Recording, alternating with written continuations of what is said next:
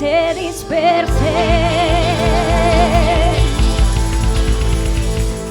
y huyan de tu presencia los que te aborrecen. Buenos días. Buen día, buen día.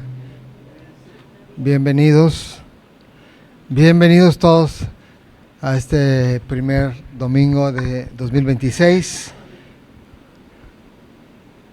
Los veo como repuestos, ¿no? Algo ganaron en diciembre.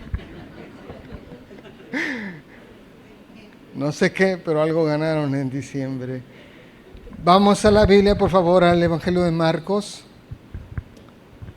capítulo 8, versículo 1 al 9. Marcos 8, del 1 al 9, dice lo siguiente: en aquellos días, como había una gran multitud y no tenían qué comer, Jesús llamó a sus discípulos y les dijo: tengo compasión de la gente porque ya hace 3 días que están conmigo y no tienen qué comer. Y si los enviara en ayunas a sus casas se desmayarán en el camino, pues algunos de ellos han venido de lejos. Sus discípulos le respondieron: ¿de dónde podrá alguien saciar de pan a estos aquí en el desierto? Él les preguntó: ¿cuántos panes tenéis? Ellos dijeron: 7. Entonces mandó a la multitud que se recostase en tierra, y tomando los 7 panes, habiendo dado gracias, los partió y dio a sus discípulos para que los pusiesen delante, y los pusieron delante de la multitud. Tenían también unos pocos pececillos, y los bendijo, y mandó que también los pusiesen delante. Y comieron y se saciaron y recogieron de los pedazos que habían sobrado 7 canastas. Eran los que comieron como 4,000, y los despidió. Amén, amén, amén. Mire, este fue el segundo milagro de multiplicación de alimentos que hizo nuestro Señor Jesucristo. Para este momento, cuando Él hace esta segunda multiplicación, ya la fama de Cristo era mucha y la cantidad de seguidores también ya era mucha. O sea, ya se había regado el conocimiento de toda esa región de este hombre, de este predicador que decía ser el Mesías, que predicaba el reino de Dios de una manera sin igual, pero que además hacía milagros, hacía maravillas. Entonces él empezó a ganar fama. Por eso cuando él se va al desierto, fíjense, más de 4,000 personas o aproximadamente 4,000 personas van y lo siguen al desierto, interesadas en escuchar su predicación, pero también lo siguen porque tenían necesidades personales, necesidades naturales que ellos esperaban que Jesucristo pudiera resolverles. Así que la gente va tras de nuestro Señor Jesús, pero hay un aspecto de la persona de Cristo que destacaba y que despertaba el interés de las multitudes, y era su compasión por la gente, hermanos. Porque mire, las necesidades de la gente son muchas. Si nos pusiésemos a hacer un inventario de necesidades, de problemas, de aflicciones, haríamos una lista casi interminable de cosas que nos afligen, cosas que nos duelen, cosas que nos provocan temor, angustia. Hay un montón de necesidades, ¿ok? No solo tenemos las necesidades espirituales de reconciliación con Dios, de salvación, de vida eterna, pero también en cuanto a las necesidades humanas o naturales, hay un montón, hay muchísimas.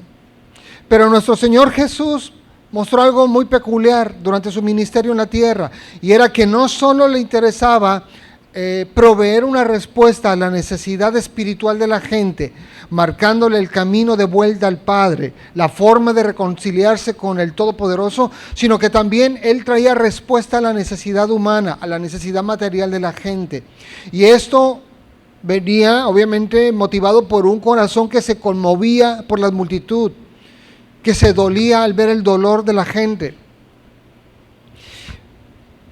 Porque como yo le digo, hermanos, si hacemos una lista de todos los problemas que puede tener un ser humano, haríamos una lista enorme, interminable.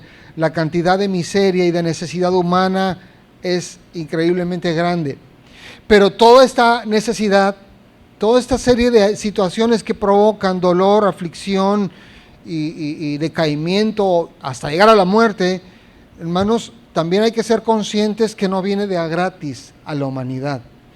¿Cuál es el origen de todas estas cosas? ¿Por qué la humanidad padece tanto? ¿Por qué sufrimos tanto los seres humanos? Pues muy sencillo. El pecado es el responsable de tanto dolor, de tanto sufrimiento.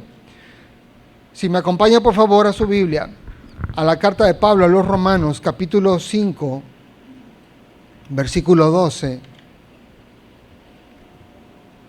Romanos 5:12, en la versión Palabra de Dios para Todos, dice así: el pecado llegó al mundo por lo que hizo un hombre. ¿Cuál fue ese hombre? Adán. ¿Okay? Entonces el pecado entra a la humanidad debido a la desobediencia de Adán. Punto y seguido. Con el pecado llegó también otro invitado indeseado. ¿Quién es? La muerte. Y lo vuelvo a leer. Con el pecado llegó también la muerte.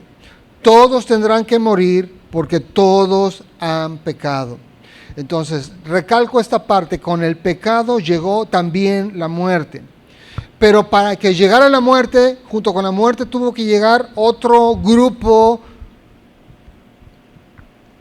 vamos a decir, de asuntos que nos llevan precisamente a concluir en la muerte. Con la muerte llegaron las enfermedades. Adán y Eva, ellos no tenían problemas de gripas, de malestares estomacales, no tenían problemas de presión, no tenían el azúcar elevada por comer tanta fruta en el huerto, no tenían ningún problema. Ellos tampoco iban ni a envejecer ni a morir. Pero cuando entra el pecado, entra la muerte, y con la muerte viene la enfermedad, viene el decaimiento físico, vienen las calamidades naturales. El mundo estaba perfecto, pero llega el pecado y entonces vienen también todos los problemas en la naturaleza. Viene la escasez, las tormentas, los momentos de sequía en las tierras. Vienen un montón de cosas, vienen también los conflictos en las relaciones y cualquier otra clase de infortunios que usted se pueda imaginar llegaron como consecuencia del pecado. Con el pecado llegó también la muerte y todo aquello que nos puede llevar a la muerte. Por eso abundan los problemas, por eso abunda la necesidad humana, la necesidad natural, por eso hay tanto dolor en este planeta, tanto sufrimiento, tanta aflicción, tanta muerte. Por eso, por culpa del pecado. Sufrimos por el pecado, padecemos por el pecado, nos enfermamos por el pecado, envejecemos y morimos por el pecado. Por el pecado. Ahora, nosotros, los hijos de Dios, estamos reconciliados con el Padre. El pecado ya no tiene el poder de condenarnos al infierno. Y esa es una verdad, vamos a decir, insoslayable, ¿no? El pecado no nos condena al infierno. Nosotros hemos sido perdonados de toda nuestra maldad, de todo nuestro pecado por medio de la fe en Jesucristo, el Hijo de Dios, que dio su vida en la cruz, derramó su sangre, resucitó el tercer día, venciendo a la muerte. ¿Ok? Entonces nosotros, espiritualmente hablando, tenemos la vida eterna, pero humanamente, hermanos, nuestros cuerpos no han sido redimidos. Humanamente todavía padecemos. Por eso, aunque seamos cristianos, vamos a vivir enfermedad, vamos a vivir dolor, escasez, conflictos con la pareja, conflictos con los hijos. Aunque seamos cristianos, podemos tener momentos de escasez económica y cualquier otra cantidad de problemas, aunque seamos creyentes. Porque el pecado está ahí, hermanos. Nos hemos convertido, pero nadie puede decir que yo ya paré de pecar, yo ya no tengo ningún pecado. La realidad es que esto no es así, hermanos. ¿Cuántos, tan sencillo como un conflicto de pareja? En la medida en la que el egoísmo no se va en una relación, va a haber problemas en esa relación. Y no hay absolutamente ningún esposo ni ninguna esposa que diga yo ya estoy exento o exenta de egoísmo. Todos tenemos todavía egoísmo, luchamos con el orgullo. ¿Y esto a dónde nos lleva? A problemas con la pareja, a dolor, a aflicciones. Todos todavía batallamos con codicias, con cualquier cantidad de cosas. Cualquier cantidad de cosas. La carne todavía desea cosas y muchas veces nosotros le damos alimento a nuestra carne que termina en un problema, en una enfermedad, en un dolor o en un conflicto. Padecimientos hay un montón, pero también hay que ser honestos y decir, bueno, la humanidad se ha ganado los problemas y los dolores a pulso. No sufrimos de a gratis, no nos duele de a gratis, nos duele porque somos responsables del pecado. Y esto, hermanos, no es que yo esté predicando que, entonces los que tienen un problema, quién sabe qué estén haciendo. No, yo no estoy predicando eso. Estoy predicando de una manera general que como consecuencia del pecado todos sufrimos, todos nos enfermamos, todos padecemos. A veces hasta por el pecado de otro. La ambición de otro te puede llegar a perjudicar a ti. Pero al final de cuentas todo deriva del pecado. ¿Ok? Entonces, Cristo, que es Dios, Él era consciente, plenamente consciente de que si bien era cierto que las multitudes sufren, padecen, se angustian por las situaciones que rodean su vida, también Jesús sabía, porque Él es Dios, de que se lo tenían ganado a pulso. O sea, Cristo no estaba pensando como, la humanidad tan inocente, estos hombres y estas mujeres que no hacen nada malo, Padre, ¿por qué sufren? No, Jesús sabía perfectamente bien. Todo dolor de la humanidad fue ganado a pulso por el pecado.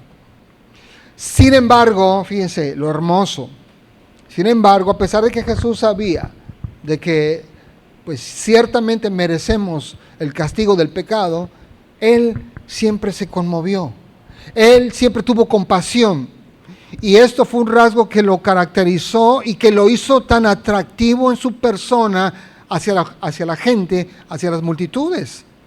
Saber que un hombre con la calidad de Cristo, siendo Dios perfecto y sin pecado, y consciente de la doctrina que rodea la caída del ser humano, Él aún así tenía compasión. Él aún así estaba dispuesto a dar lo que fuera conforme al plan y a la voluntad del Padre para traer respuesta a la vida de la gente. Porque Cristo pudo haberle dicho a las multitudes, se lo ganaron, mijitos, ¿no? Y que hubiera hecho toda la multitud como, pues tienes razón, ¿no? Pero Jesús no les reprochó, se conmovió, se dolía. Y por eso nuestro Señor hizo cualquier cantidad de milagros, sanó cualquier cantidad de gente, o casos como este, alimentó a cualquier cantidad de personas. En este pasaje dice como 4,000. ¿Cuánto es como 4,000? 3,300 es como 4,000. 4,820 es como 4,000. Pues podríamos decir, es un montón de gente. Como 4,000 suena como un montón de gente, como los que estuvieron a las 6 de la mañana recibiendo el amanecer. Un montón de gente. Y que ya vi los videos y no los vi, qué bueno. O sea, dije, no hay ningún casa de oración ahí, excelente. Y fui, el hermano dice, no soy un pastor tóxico buscando ovejas ahí, no, claro que no. Solo vi los videos porque se circulan, ¿no? Pero bueno, el asunto es, Jesús se conmueve de esta gente y los alimenta, hermanos. Los alimenta. Él sabe que se les habían acabado las provisiones y les da de comer. Así que fíjese, dice el versículo 1. En aquellos días, como había una gran multitud y no tenían que comer. Cristo es consciente de que había mucha gente junto con Él ahí en el desierto, como les dije, interesados en su mensaje, en su predicación, pero también buscándolos porque tenían necesidad natural, una necesidad humana, una enfermedad, un pariente con problemas o asuntos en la pareja o lo que fuese. Así que buscaban a Cristo y ahí estaban con Él en el desierto. Pero Jesús sabía que estas personas ya no tenían que comer, Habían pasado 3 días desde que siguieron a Jesús al desierto. 3 días estuvieron con él, escuchándolo, cómo predicaba, lo que enseñaba, convivieron con Jesús, fueron testigos de un milagro por aquí, un milagro por allá, una sanidad allá y así, diversas cosas, pero la gente estaba ahí con Cristo, no se iba, porque obviamente estar con una persona como Jesús, que mostraba tanta compasión por la gente y recibiendo con cada predicación, con cada enseñanza consuelo, si bien es cierto, amonestación y exhortación, pero también recibían consuelo de parte de Dios, consuelo de parte de Cristo, les daba esperanza de llegar al Padre. Así que la gente estaba llena espiritualmente. ¿Quién querría irse? Así que estaban ahí con Jesús, pero 3 días después, es obvio que se les habían acabado los recursos. 3 días después se les habían agotado sus provisiones. Por eso dice el verso 1, Jesús llamó a sus discípulos y les dijo, tengo compasión de la gente. Él no les dice, se lo merecen por el pecado, no, simplemente es tengo compasión de la gente, porque ya hace 3 días que están conmigo y no tienen que comer. 3 días, hermanos. Si hiciéramos una campaña, si usted nada más imagínese, en la época de Jesús, ahí va Cristo al desierto y multitudes, como 4,000 lo siguen. ¿Usted toma alguna previsión? Oye, si va con su familia, mandas a tu niño a la tiendita y tráete unas botellas de agua, no sé, unos cacahuates o un gansito y vamos al desierto a escuchar al predicador. Vamos a ver si Dios hace un milagro con tu hermano que está enfermo o con tu mamá que tiene no sé qué, lo que sea, ¿no? Pero entonces va la gente, está con Jesús en el desierto, pero 3 días después, lo que ellos se hayan llevado, ¿usted cree que no se lo acabaron? Pues ya se lo acabaron, hermanos. Si hiciéramos una convocatoria como hermanos, a partir del otro domingo vamos a tener servicios de 3 días consecutivos. ¿Cómo vendría usted? No cabríamos, es un montón de maletas con tacos y tamales pero tarde que temprano las provisiones se agotan, se acaban. La gente había seguido a Cristo y aunque hubiese tomado cierta previsión, es obvio que se habían consumido su agua, su alimento, pero estaban ahí, metidos con el Maestro, interesados en estar cerca de Cristo, con la esperanza de ser tocados, de recibir una respuesta a su necesidad. Porque lo hermoso de este pasaje es que la gente, aunque tenía 3 días de estar con Cristo, no se estaban quejando, hermanos. Si usted vuelve a leer el pasaje, no va a encontrar que había queja.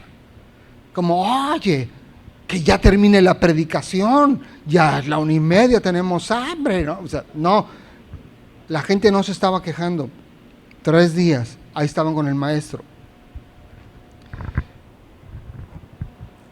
Y lo bonito que yo veo es que estaban tan a gusto con Jesús que estuvieron dispuestos a gastarse sus recursos con tal de seguir con Jesús.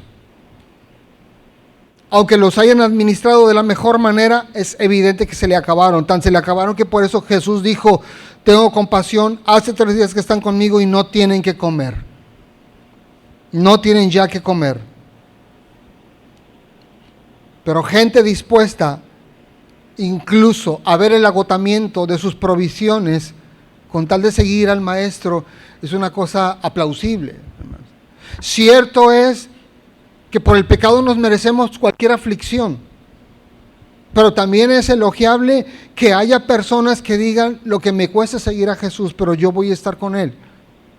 Oye, mi hijo, pero tienes 3 días que no te reportas a tu casa, no importa, pero yo quiero estar con Él.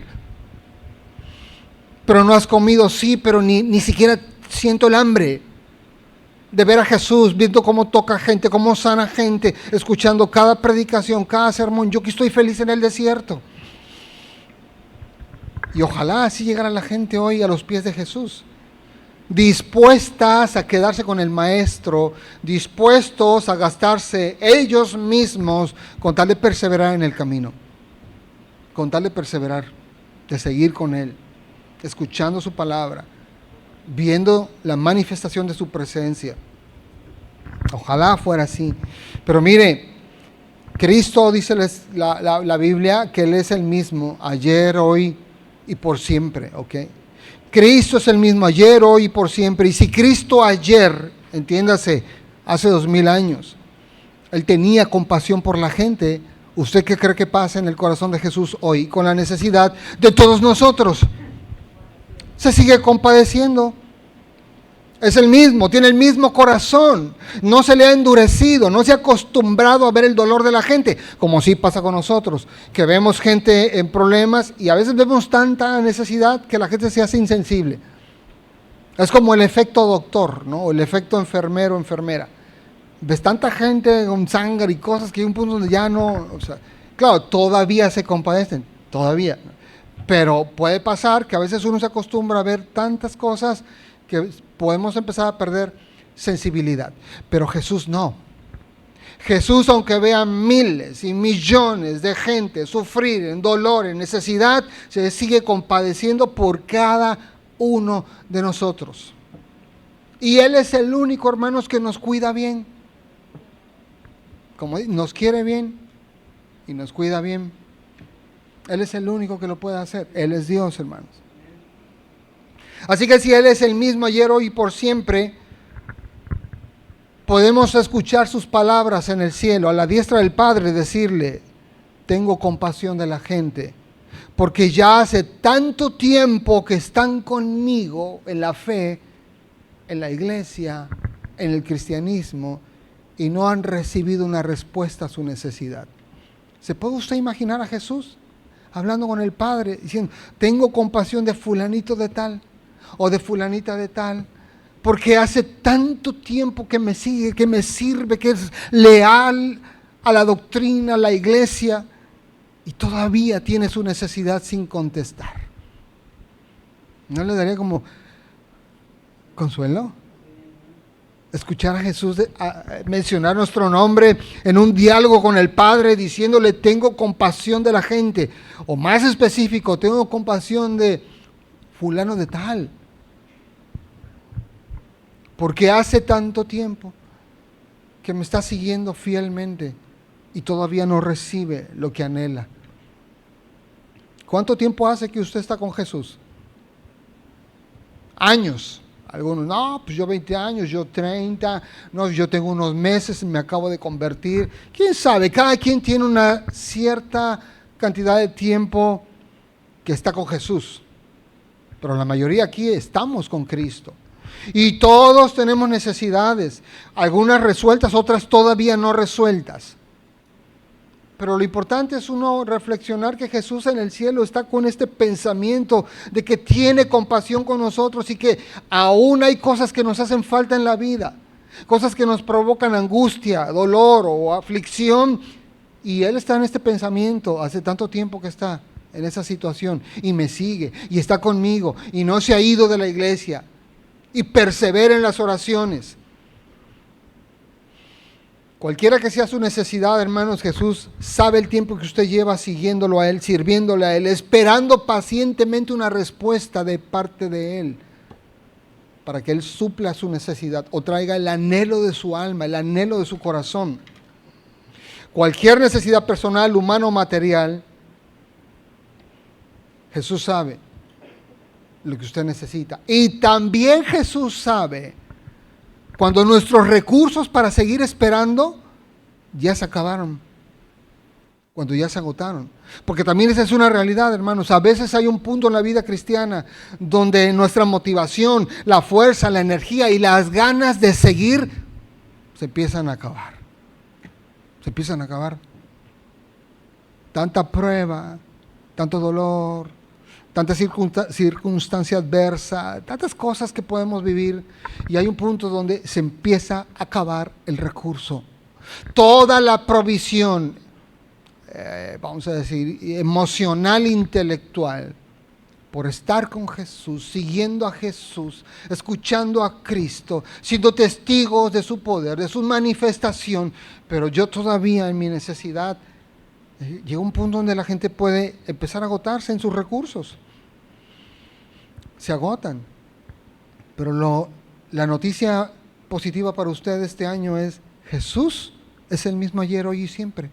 Y Él está en la presencia del Padre teniendo este diálogo.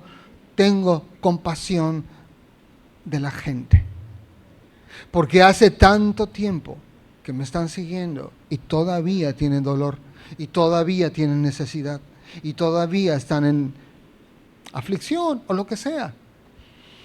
Jesús sabe nuestra condición. Él sabe cuánto tiempo llevamos cada uno de nosotros esperando algo específico, algo en particular. Y también Él sabe cuando nuestro ánimo se está empezando a agotar, hermanos. Él es Dios. No es cualquier profeta, Él es Dios omnisciente. Dice el versículo 3, fíjense, ahí Él empieza a hablar con los discípulos, con los 12, y les dice: si los enviaren ayunas a sus casas, se desmayarán en el camino, pues algunos de ellos han venido de lejos. Yo veo aquí en este diálogo, hermanos, cómo Jesús está teniendo una reflexión de cuál es la mejor manera de traer una respuesta a la gente. Ahora, aclaro, la forma en la que está redactado el versículo 3 pareciera como que les está consultando a los 12. La realidad no es así. Cristo sabía lo que iba a hacer. Él iba a hacer un milagro. No es como que les está pidiendo a sus 12 como: oigan, aconséjenme, hagamos una votación democrática y decidamos qué hacer. No, Él ya sabía que iba a actuar de manera sobrenatural. Él ya sabía la condición de la gente.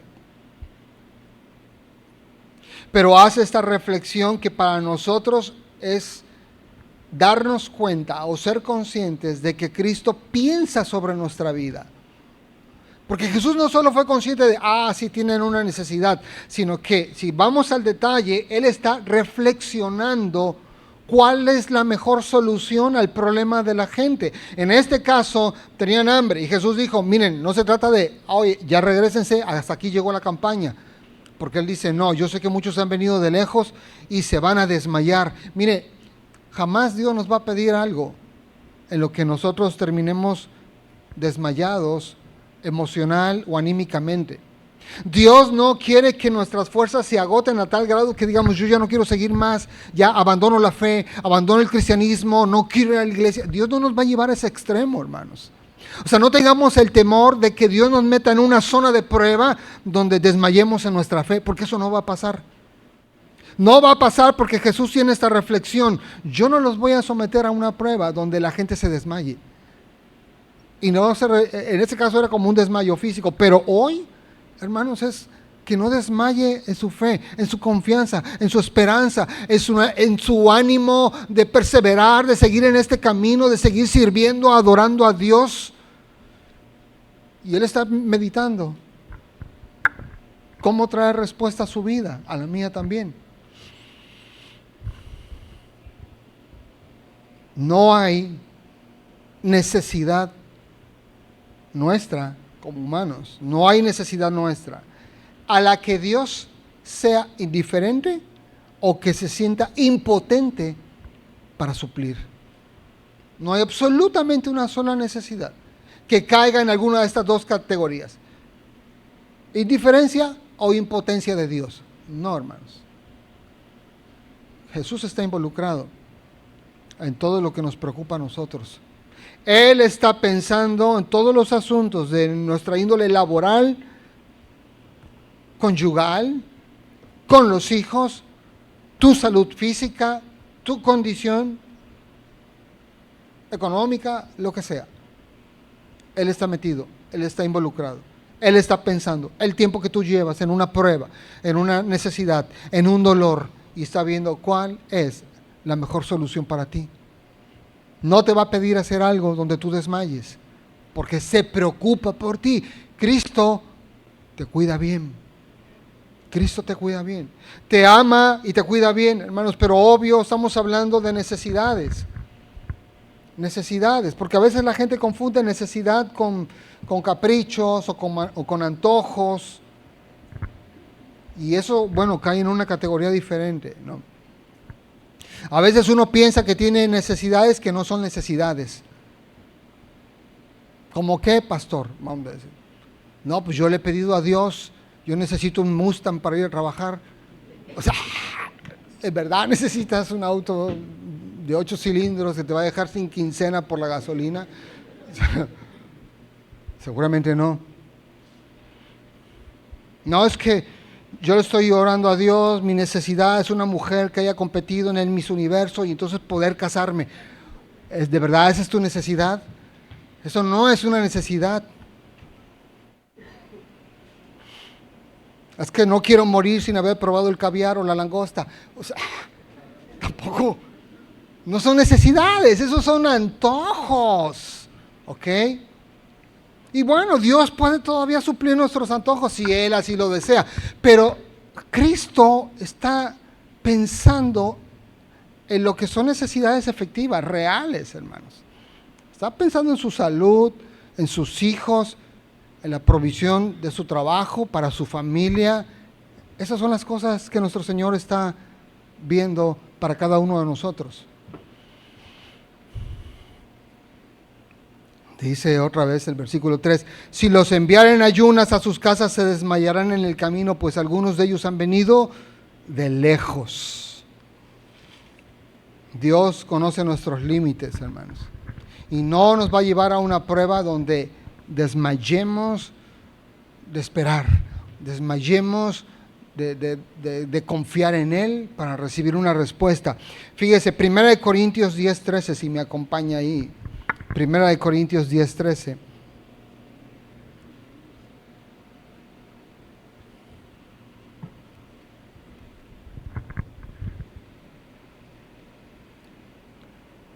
Voy a leer este versículo en palabra de Dios para todos. Dice, ustedes solo han tenido las mismas tentaciones que todos los demás, pero Dios es fiel y no va a dejar que sean tentados más allá de lo que puedan soportar. Así que sepan que cuando sean tentados van a poder soportar, porque Dios les dará una salida. Cuando estamos en un momento de prueba, uno tiene que ser consciente, voy a poder soportar esta prueba. Si Dios permite una prueba en su vida, usted tiene que pensar, yo puedo soportar esta prueba, porque Dios no va a permitir que algo llegue a mi vida donde yo flaquee, donde yo desmaye. Él no me va a enviar de regreso para que yo flaquee a medio camino. Si hay una prueba en mi vida, es una prueba que Dios está conmigo y yo la voy a poder atravesar. Si los enviara en ayunas, regreso al pasaje, a sus casas se desmayarán en el camino, pues algunos de ellos han venido desde lejos. Mire, como dije al principio del sermón, este era el segundo milagro de multiplicación que iba a hacer Jesucristo.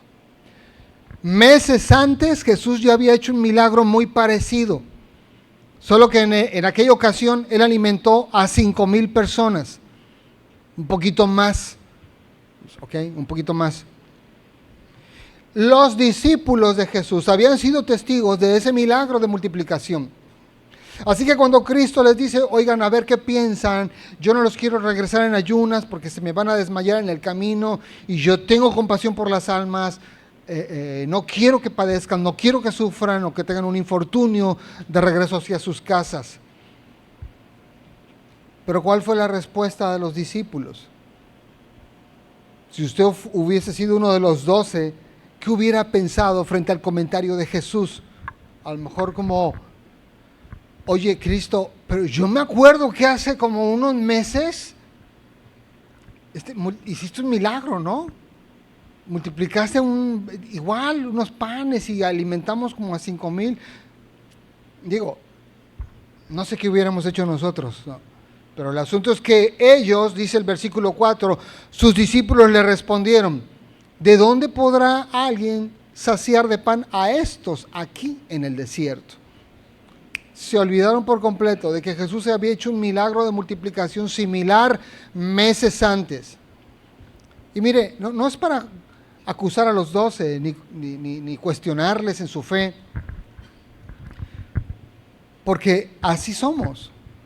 pronto olvidamos la capacidad de Dios para traer una respuesta milagrosa a nuestra vida.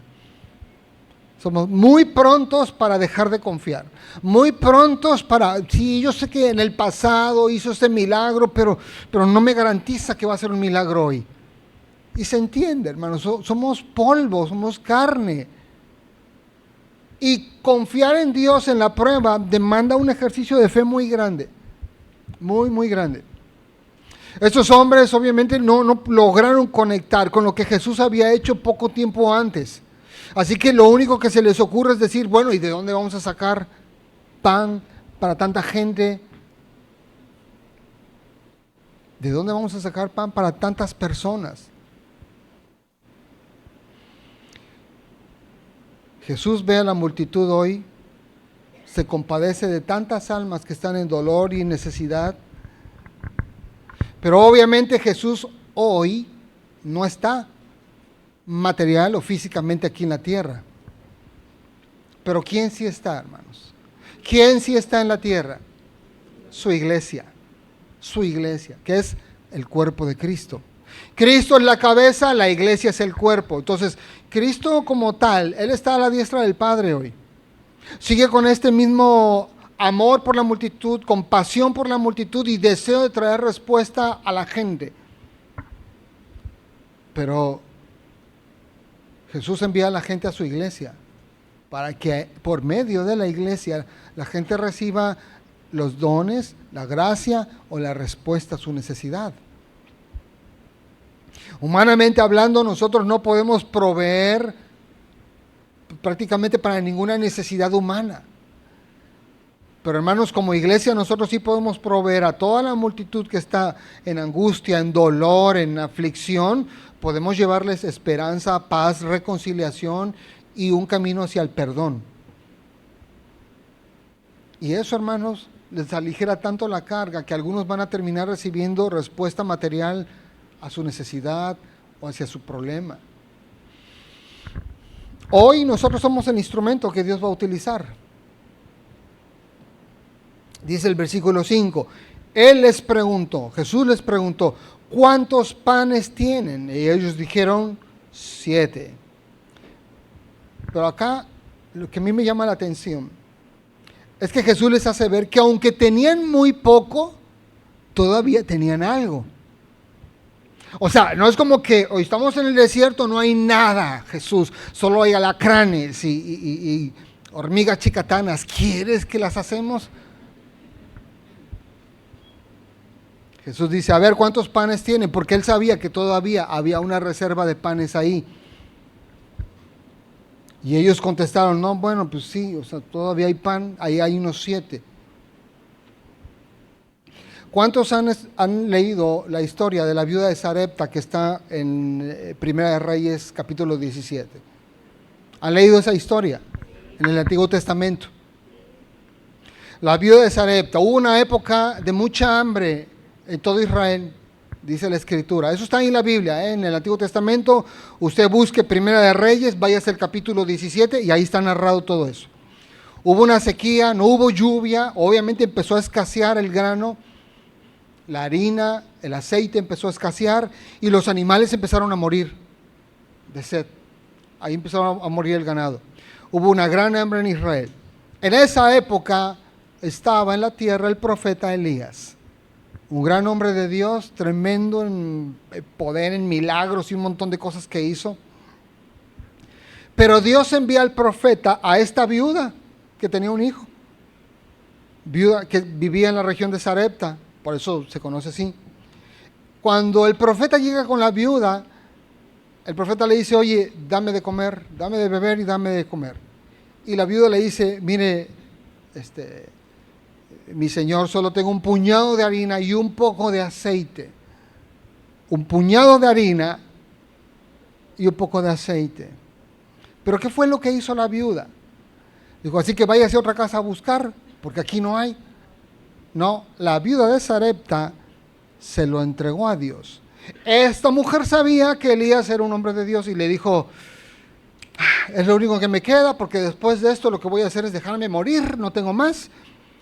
Pero lo último, lo poco que la viuda tenía, lo rindió, lo ofreció a Dios, le amasó un bolillo, pues, y se lo dio al profeta. Pero dice la Escritura que partiendo de ese momento, la harina no escaseó y el aceite tampoco.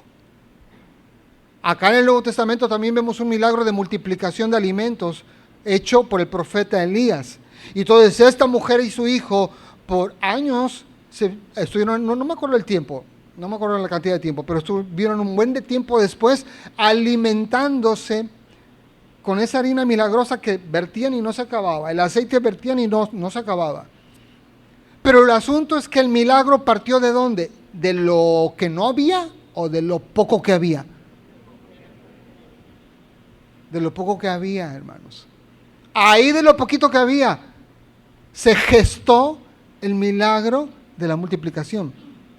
Hoy es que hay como 4,000 personas y niños bien alimentados que van a querer doble ración de pan y nosotros solo tenemos 7. ¿Qué hacemos, Jesús? ¿Nos los guardamos? Mira, somos 12 y tú 13, pues casi toca como a media micha por persona, pero les decimos a la gente que se vaya. No fue así. Partiendo de esos últimos 7 bolillos que quedaron, se gestó el milagro de la multiplicación. Porque a veces uno piensa, no, ya no hay nada, ya no hay recursos, ya no hay esperanza.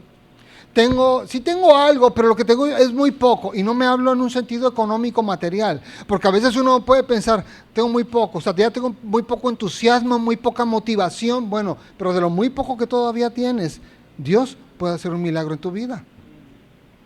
No de lo que no tienes, sino de lo poquito que te queda, entrégaselo a Dios. Dale ese resto de tu energía, de tu fe, de tu amor, de tu tiempo, dáselo a Dios. Y entonces tú puedes ser testigo de cómo Dios hace esta obra sobrenatural y trae respuesta a tu vida. Es que ya no tengo fuerza para seguir viniendo a la iglesia. Dale los panes que te quedan. Entrégaselos. Pues no son 7, yo nada más tengo 1. Pues entrégaselo ese 1. Toma Jesús. Toma Jesús. Yo este año 2026 estaba pensando ya dejar el camino, estoy cansado, no he recibido una respuesta, Señor, y ya me iba a abandonar. Hay mucha gente que ha dejado el camino de Dios, hermanos. Pero la realidad, toda esa gente que ha dejado el camino de Dios y que acusan a Dios de que no les dio una respuesta en su vida, es porque también esa gente se quedó con sus 7 panes. Porque nadie que le entregue a Dios su resto se va a quedar con las manos vacías. Porque no es lo que dice la Biblia, no hay ningún patrón bíblico que enseñe eso. Entonces cuando la gente no recibe es porque algo se guardó. Y por eso vemos tanta gente que regresa al mundo y ahí están en la pachanga otra vez. Que es que decepcionados porque Dios no les dio lo que ellos querían. Pero en la realidad sí, ahí están en el mundo con sus 7 bolillos verdes de moho. Dios no tiene la culpa, pero ¿cómo Jesús iba a bendecir esos 7 panes y multiplicarlos si se los hubieran escondido? ¿Cuántos panes tienen? No hay, Jesús. ¿Qué pregunta la tuya? No hay. Y la mano atrás con la bolsa de chedraui de pan, ¿no? ¿Cómo iba a ocurrir el milagro si ellos le hubieran escondido los 7 panes? ¿Cómo? Pues no hubiera pasado, simplemente no hubiera pasado.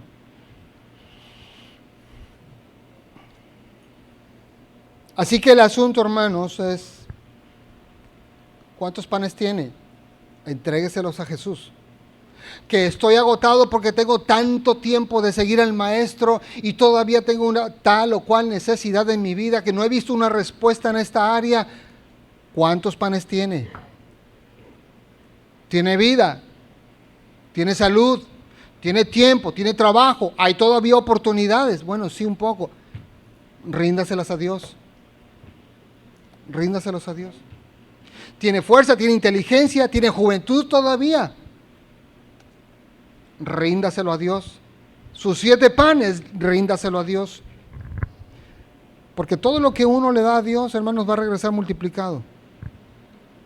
El poco ánimo, las pocas ganas, comprométase con el Señor, sírvale a Él fielmente, dele, siembre en su obra, comprométase usted, y lo poco que usted puede tener, Dios va a hacer el milagro. La viuda de Sarepta ahí entregó el poquita harina y el poquito aceite, y partiendo de ese poco, se dio el milagro, hermanos. Así que Dios está pronto para traer una respuesta a la vida de cada uno de nosotros. Pero ¿qué vamos a hacer? ¿Qué vamos a hacer? Es que estos panes están buenísimos. Y usted imagínenselo con la corteza dorada, ¿no? Crocante. Todavía, y tiernitos por dentro. Con mantequilla, hermano. Pero entrégueselo. Dice el versículo 6, entonces mandó a la multitud que se recostase en tierra, y tomando los 7 panes, habiendo dado gracias, los partió, y dio a sus discípulos para que los pusiesen delante, y los pusieron delante de la multitud. Mire, al final le entregan a Cristo el resto. Jesús, ¿qué es lo que hace con ese resto? Dice, toma los 7 panes, da gracias al Padre, los parte y los entrega. Pero les da una instrucción muy peculiar, porque les dice, tomado los 7 panes, los partió, les dijo, bueno, antes al principio dice, le manda a la multitud que se recueste sobre la tierra. Que se recuesten sobre la tierra antes de multiplicar el alimento. Esto puede significar nada. Bueno, puede significar nada. Pero también esta orden de Jesús de mandar a la gente a recostarse en la tierra puede significar que los mandó a reposar, que los mandó a reflexionar, que los mandó a detener los pensamientos aprensivos y obsesivos por la necesidad no contestada. ¿Cuántos han hecho este ejercicio de recostarse en la tierra y ver el cielo? ¿Lo han hecho alguna vez? ¿No les ha tocado? Oiga, entra uno como en estado de... ¿no? Estaba preocupado por si iba a perder en América, pero no sé, volví a la vida, ¿no? Tuve un momento de tranquilidad. No lo ha hecho. Yo le invito a que lo haga alguna ocasión. Recuéstese sobre la tierra, póngase a ver las nubes. Claro, no vean nubes en forma de cuchillos o cosas. O sea, imagínense un borreguito o algo más tierno. Pero este ejercicio, hermanos, ayuda ¿a qué? A parar los pensamientos obsesivos. Ahora, Cristo no los mandó a hacer meditación, ¿ok? No lo dice el pasaje, no lo estoy diciendo yo tampoco.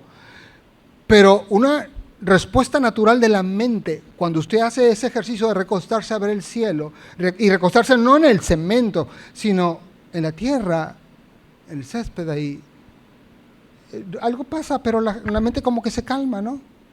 Como que nos calmamos y vemos la inmensidad del cielo, rápidamente nos podemos conectar con Dios, como Señor, tú estás arriba, y yo acá preocupado por esto. Empezamos a tener un momento de paz. Así que yo le digo, esta instrucción de recostarse en la tierra que le mandó a los 4,000 puede no significar nada, pero también puede significar esto que yo le digo.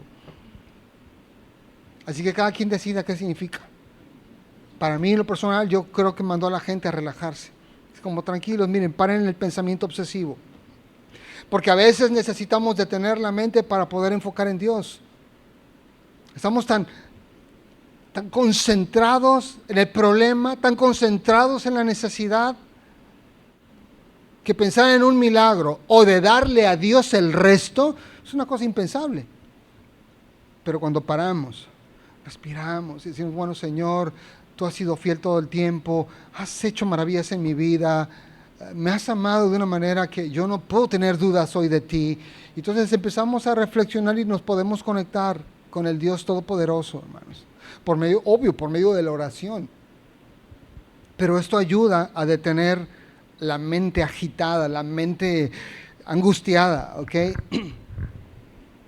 Los pensamientos de temor y nos conecta con el Dios Todopoderoso. Pero la cosa es que la gente ahí está acostada.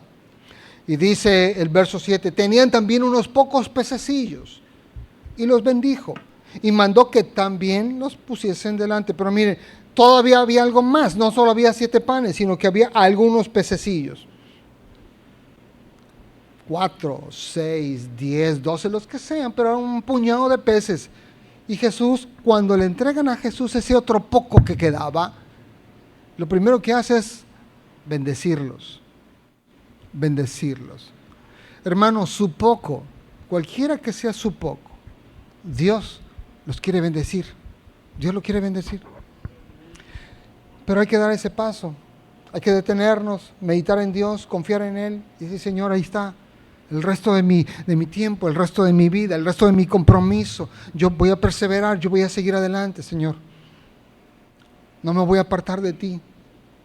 Voy a seguirte todavía, aun si te adentras más en el desierto, te seguiré, Señor. Porque no hay otro mejor lugar en el que yo pueda estar si no es en tu presencia.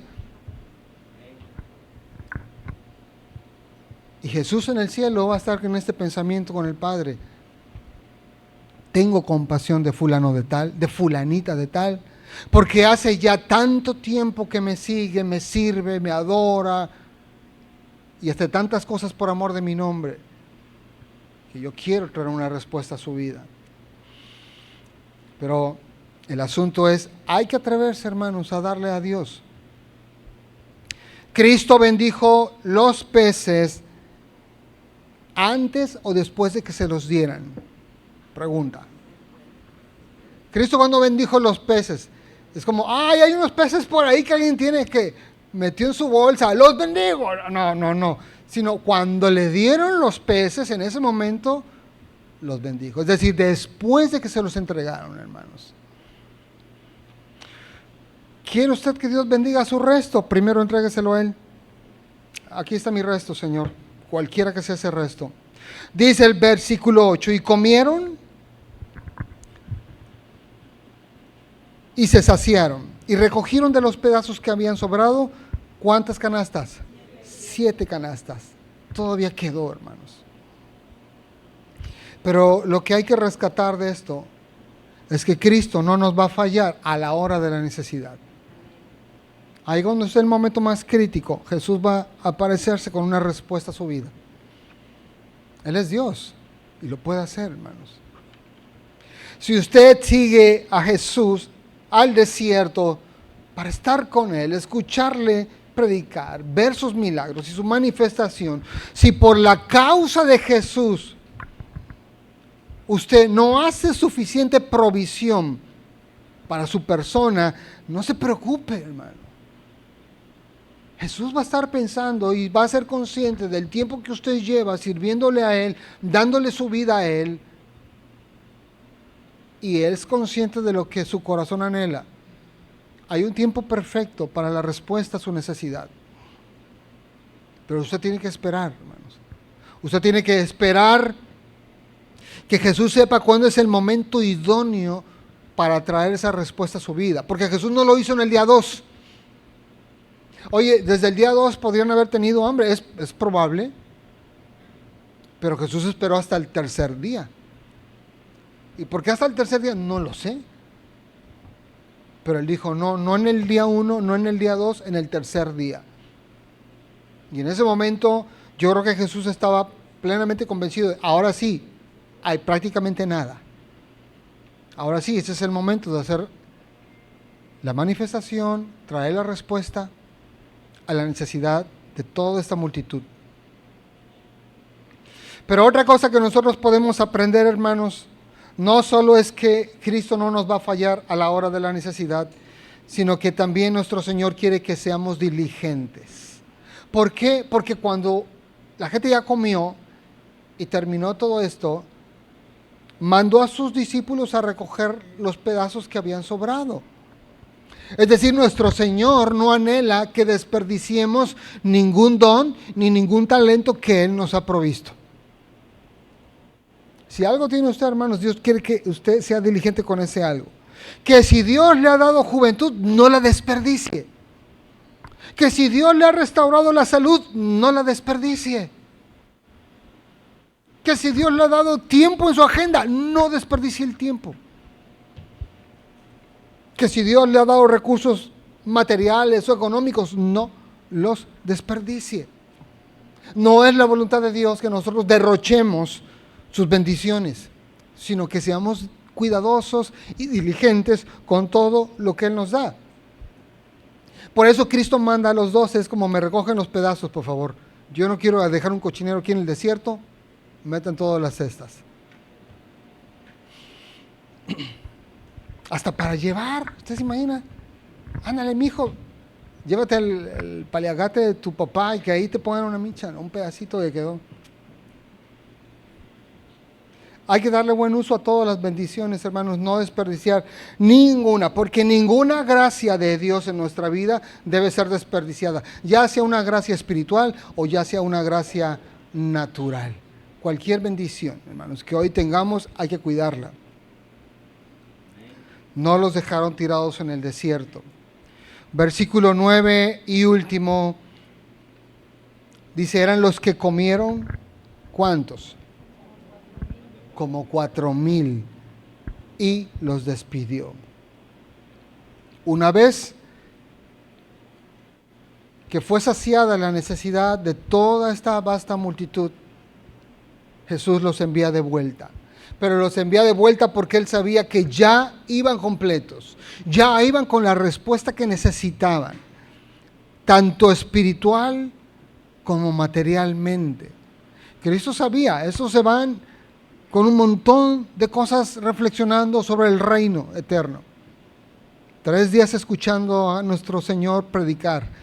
¿Cuántas cosas no llevaban ya en el alma, en el corazón estos hombres? Y esas mujeres, y estos jóvenes, y estos niños. Llevaban mucho, espiritualmente llevaban mucho en su alma. Pero también regresaban con una respuesta material. Les dio de comer. Ellos podían llegar tranquilamente a su casa, porque esa tarde, en el desierto, Jesús los alimentó milagrosamente con pan y con pescado. Iban felices. Carbohidrato y proteína, las dos cosas, hermanos. Una dieta completa, ¿no? Quiero terminar leyéndole un pensamiento que escribí aquí. Dios se encargará de sus necesidades. No se preocupe por servirle y asumir que está perdiendo el tiempo mientras le sirve a Dios, o que usted no está proveyendo lo suficiente en lo material por estarle sirviendo a Dios, o por darle algo de lo material a Dios, porque esto no es así. Al contrario, usted está en el camino de que Dios le provea sobrenaturalmente a su bendición. Cuando le han quedado o le hayan quedado solo unos panes y unos pocos pececillos, Dios se los pedirá para, partiendo de ahí, de eso poco que a usted le queda, traer una respuesta a su necesidad humana. Amén. Vamos a orar, vamos a ponernos de pie.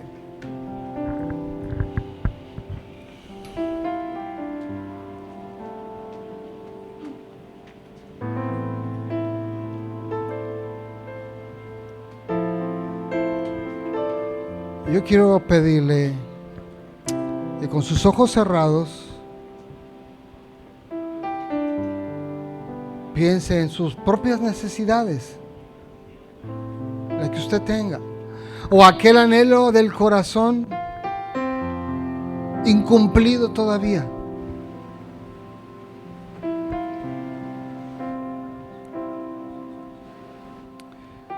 Yo le invito que ahí, en su mente, en su corazón, tome la determinación de decirle: Señor, pero aunque yo no he visto todavía una respuesta, hace tanto tiempo que estoy en tus caminos, pero este aspecto de mi vida yo no he visto todavía un cambio, yo no he visto todavía una respuesta, pero ¿sabes qué, Señor? Te entrego lo que me queda, voy a seguir adelante, voy a perseverar en ti, te seguiré sirviendo, alabando, adorándote, porque digno eres tú, Señor. Gracias porque tú me recuerdas que ahí en el cielo estás pensando en mí. Y eres consciente del tiempo que llevo en esta situación, en esta tristeza, en este dolor, en esta aflicción. Pero no me voy a rendir, Señor. Ahí seguiré contigo en el desierto. Yo sé que tú no me mandarás allá donde yo vaya a desmayar. No, yo sé que tú no harás algo así. Así que me resuelvo a entregarte a ti, mi Dios, el resto que tengo, para que tú multipliques mis fuerzas, mis ganas, mis deseos de perseverar y de seguir en tu obra, de seguir en tu camino, de seguir haciendo justicia, de seguir predicando tu verdad y tu evangelio, Señor. Hable usted con Dios y dígale su necesidad. Él sabe el tiempo que usted lleva esperando por esa respuesta. No solo los años, Él sabe los meses, los días y hasta las horas que su corazón lleva en aflicción. Pero solo Él puede contestarle. Solo Él, solo Cristo puede traer un milagro a su situación de vida. Solo Jesús. Solo Jesús.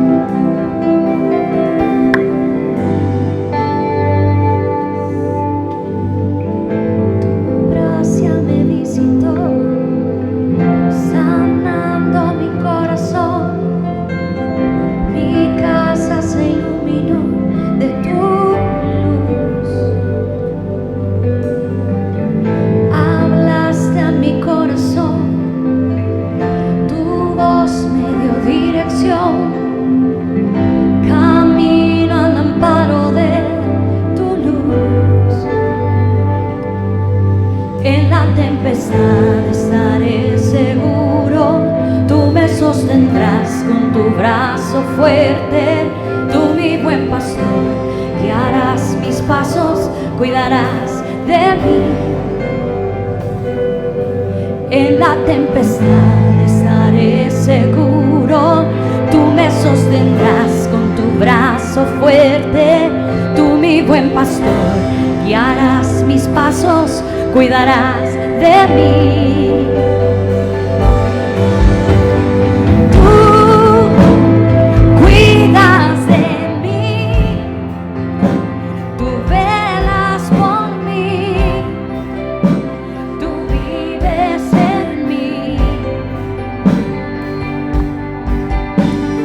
Tú, mi seguridad,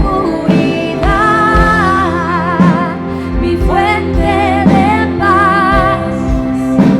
Tú cuidas de mí. Tu gracia me visitó, sanando mi corazón. Mi casa se iluminó de tu luz. Hablaste a mi corazón, tu voz me dio dirección. Camino al amparo de tu luz. Y en la tempestad estaré seguro. Tú me sostendrás con tu brazo fuerte. Tú, mi buen pastor, guiarás mis pasos, cuidarás de mí. En la tempestad estaré seguro. Tú me sostendrás con tu brazo fuerte. Tú, mi buen pastor, guiarás mis pasos, cuidarás de mí. Porque tú cuidas de mí. Tú